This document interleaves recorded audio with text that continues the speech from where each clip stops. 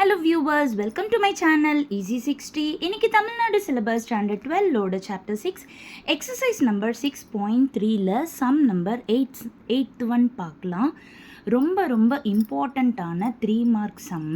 இதில் சில ப்ராப்பர்ட்டிஸ் எல்லாம் யூஸ் பண்ணியிருப்போம். நீங்கள் வெக்டர் அல்ஜிப்ராவில் பார்த்தீங்கன்னா நிறைய ப்ராப்பர்ட்டிஸ் கொடுத்துருப்பாங்க.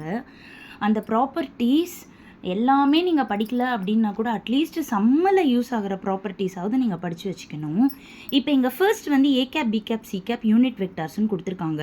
அப்படின்னா magnitude of A magnitude of B magnitude of C வந்துட்டு 1. சரிங்களா? இது ஒரு ரூல். அடுத்தது இது ரெண்டுமே ஈக்குவல்னு சொல்லியிருக்காங்க. இது ரெண்டும் ஈக்குவல் அப்படின்னு என்ன அர்த்தம்னா ஏ வெக்டார் வந்து பர்பண்டிகுலர் டு பி கேப், அதே போல் பி கிராஸ் சியும் பர்பண்டிகுலர் டு பி கேப். இது ஒரு ரூலு. இப்போது angle between A and C கண்டுபிடிக்க சொல்லியிருக்காங்க. இப்போது நான் இந்த கிவனை தூக்கி எழுதியிருக்கேன். இதில் ஏ வந்து பர்பண்டிகுலர் டு பி கேப், ஓகேவா? அதாவது ரெண்டுமே இருக்குது. அதாவது ஏ வந்து perpendicular to B cap, B cross C வந்து பர்பண்டிகுலர் டு பி கேப். எனக்கு இந்த சம்முக்கு யூஸ் ஆக போகிறது A cap perpendicular to B cap. அதனால் நான் அதை எடுத்து எழுதி வச்சுருக்கேன் ப்ராக்கெட்டில். சரிங்களா? இப்போது ஏ கிராஸ் பி கிராஸ் சியோட ஃபார்முலா என்னது? A dot C into B minus A dot B into C equal to half B cap. இப்போது டாட் ப்ராடக்டோட ஃபார்முலா போடுறேன். mod A mod C cos theta into B cap minus mod A mod B cos theta into C cap is equal to half B cap. இப்போ இது ரெண்டுத்துக்கும் நடுவில் இருக்கிற angle theta 1ன்னு எடுத்திருக்கேன். இது ரெண்டும் மேக் பண்ணுற ஆங்கிள் நான் தீட்டா 2 அப்படின்னு எடுத்திருக்கேன். இப்போது இங்கே பார்த்தீங்கன்னா மேக்னிடியூட் ஏ மேக்னிடியூட் சி நான் ஆரம்பத்திலே 1ன்னு எடுத்திருக்கேன். அது 1ன்னு ஆயிட்டு so cos theta into B கேப்புன்னு வந்துடும்.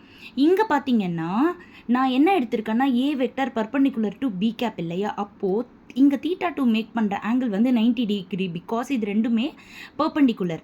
அதனால் cos 90 degree into C cap is equal to half B cap. இது நான் கீழே ரீசன் எழுதியிருக்கேன்.